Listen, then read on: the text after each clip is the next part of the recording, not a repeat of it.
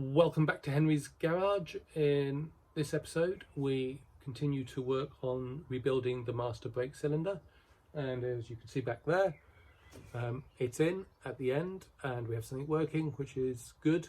Still needs bleeding a bit better, but it's working.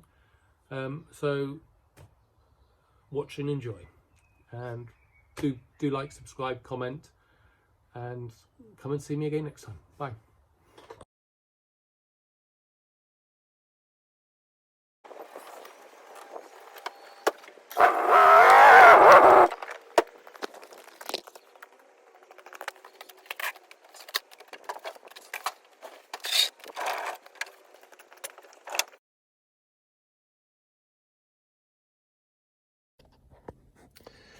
Still looking at this, even though I should probably be doing something else whilst I try to come up with ideas.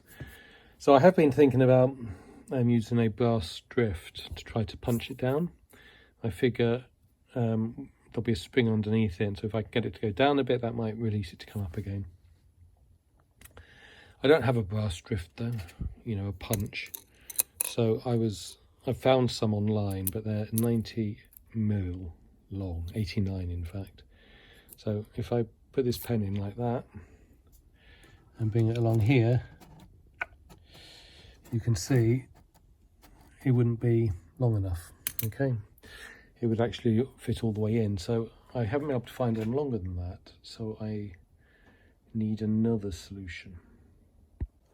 This is my first attempt as an alternative brute force solution. So I'm going to put a bit of rubber, which came out of here, down here.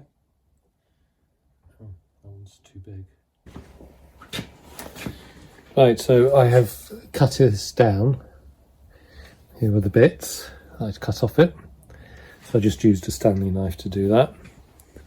And I've already tested it, and it will now fit in here. So I'm going to pop that in like that, and then this is from a small, and then it's got the rubber has a hole in the middle, so we're pushing it that way up so it doesn't go through the hole. And what I'm hoping is I'm figuring there must be a spring on the other end, and so if I whack it a bit, that might get the spring to depress. And the reason I've got the rubber there is actually I don't want the metal going straight against the metal. Well, that doesn't appear to have done anything. Okay, so this time we're going to be slightly more brutal, and I'm not going to stick the rubber in there first. I figure if this gets destroyed, then I'm going to have to buy a new one anyway. I just don't really want to have to spend well, £10 for the rebuild kit, or 180 for a new one. It's just, so there's definite movement there. Question is that movement just this flexing? So let's try it on the floor.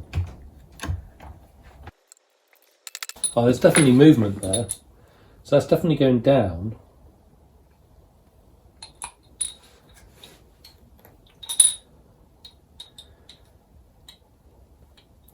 In fact, I think I can even feel it with my hand.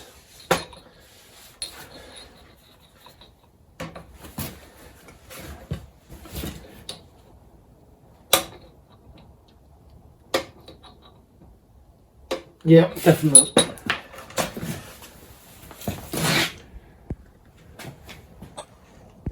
I just want to show you what we clearly have is we have some movement down. So when I put pressure on here,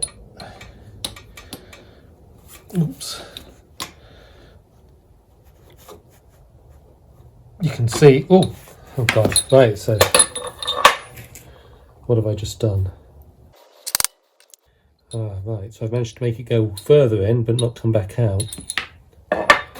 That's interesting. Got some leakage as well from that.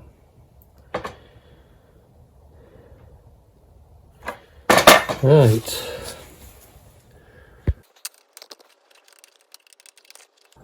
So I'm getting some spring back now. I've got some movement. Just not enough to get it out. And not even back to where it was before. There we go, it's almost out. Okay. Good. So we've got one bit out. Should be a spring in there. There we go. Excellent. Not sure if there's anything else meant to be in there, but we'll work out that in a minute.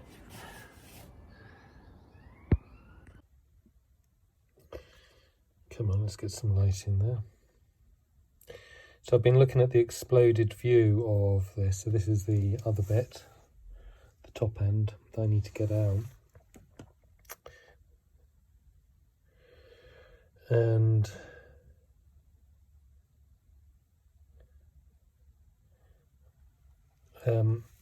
this, I can't whack this down because the spring isn't down at the bottom on this, so it's not as if it would spring back. I'm just trying to think of what I can try in here. Right, so I've got WD-40 in here and I put plenty in. I've been using this, so that fits above, if you look at the diagram, oh, I'll get it on again, that fits just above the, around the pin that's poking up.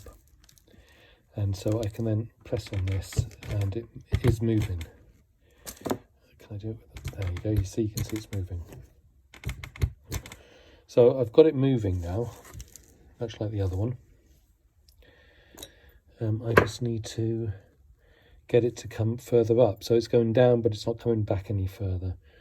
So I'm just working it to hopefully help the WD-40 get into all of the bits and maybe loosen it up enough, and then hopefully at some point I'll be able to flip it upside down and pull it out like the other one. I've been at it for a while now, and I'm not getting any more movement. I was at one point, it was springing back out very nicely, as in this would shoot out.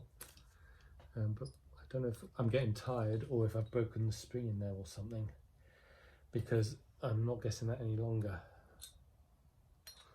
That'd be a bit concerning. Anyway. So I'm not sure how to get this out still,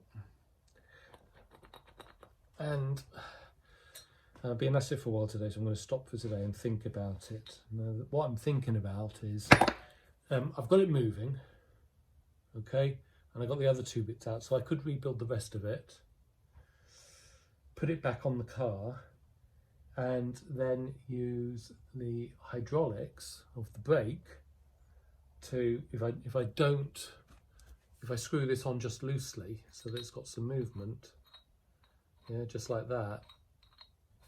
No, good. Phew. No, so I could just screw it on sort of like that so that it's got some movement available to it, and that might create enough pressure to get it to come out, because everything else is now moving. So I would know that I'm getting fluid there, and that should also be allowing fluid to get to the back brakes as well. So I could try that, and right now that's my favourite option, but I'm not 100% certain. So I'm going to stop for the day, because otherwise I'm going to do something stupid. I'm going to start a chat with my dad about it, and I'm going to see what other comments I've had on the video I put live today, to see if someone has a brilliant idea which I hadn't thought of. I've been whacking this, trying to use force to get this out for, well, another hour today anyway. We've got that spring going, but I just can't get it to come out of the bottom. So here's what I'm going to do. The only way I can think, so I've tried boiling it again and, you know, heating it up and things like that. And I suppose I could go higher heat, more than just water. But what I'm going to do is I'm going to rebuild this bit and put it on the car with this on loosely, hopefully to make sure I have a seal. This might make something of a mess. But if I put it on sort of just like that, so that it's got some room to move. In fact, what I might even do, thinking about it, so if I take the spacer out, there we go, yeah, that's what I do. So I'll take that spacer out so that, and then I can do this up to keep the seal. Okay, and then I can use the hydraulic to try to push it out. So I'm going to try rebuilding this now instead. So I probably ought to go and get a cup of hot boiling water. But before I do that, I'm going to try to get these right. So I reckon that one goes there.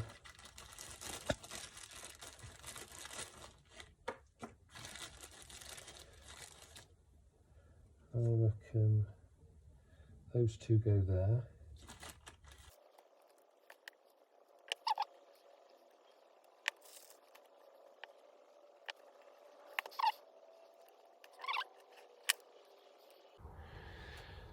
It's back on.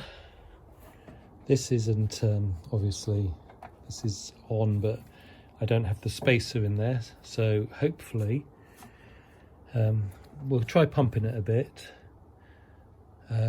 and see what it feels like and go from there. Okay, the good news is no leaks. I have been trying to pump it a bit and it was getting stuck around here. It was just blocked. So I put extra force on it and it now goes all the way. So I think that has probably released the final bit. So I'm going to take it off again and see. Oh well, that's disappointing. So I don't know if anyone else noticed, but I forgot to put the circlip in, which I've done now. But kind of doesn't matter. So down there is the first piston, so the one that should be right up against the edge. So whatever I did, I managed to jam both pistons all the way down there, and all the springs gone out of them, so the springs are fully compressed in there because I've tried pushing them in further and I can't. And I've tried whacking them on the wood and they're not budging. And there has been no movement on this side either. I can't get that one out. So I think I'm probably going to give up and succumb to buying a new one.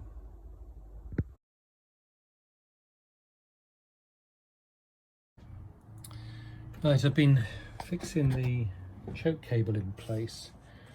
And if I find the picture here, so you can see here that the choke cable comes in and is tied in a knot. Well, I found that impossible to do. So I have done this instead. So I've folded it over and then I've used a tie to hold it in place like that. And if I can get at my choke cable, see when I pull it, okay. So that seems to be doing the job. So I'm going to just trim that off now and leave it as that.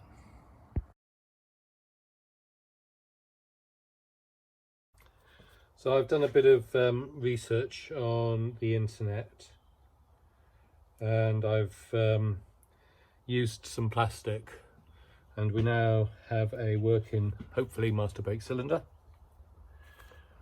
which we will get on the car and hopefully have brakes. So that's in, and I have bled all the bits that I can. Doing it single-handed is never ideal, and I can never get as good a job as I want on it, but I've got fluid coming out of every bleed nipple, and it seems to be that's the break point. So a bit more movement than I'd really like, but I think once I've got another person here we can sort that.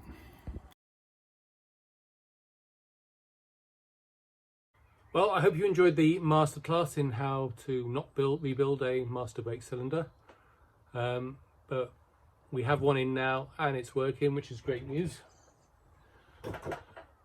Sorry, I could see this in the video and I couldn't tell if it was in or I had a black hole and needed to put it on. Anyway, so next episode, I think what I'm going to do is go around the electrics again, because I know under the driver footwell I've managed to pull the starter cables out, and so I need to get those back in and connect it up. And then I've got things like the alternator and the starter motor all needs connecting up. So I think I'm going to work around connecting all of those up and see what actually works without trying to start the engine or turn it over or anything. Just see what electrics I've got working. I had most of it working. I think I had everything except for that light coming up. So I think the light switched on, but it wouldn't pop up. And I think we decided I need to just take a little bit of rubber off the casing, but I can't remember. So that's what is in for store next week. I might also put on the fuel pipes, because they might as well go on, even though I have no intention of using the petrol tank when I do first try starting it. I'll run a feed from a can, because I think that'll be easier.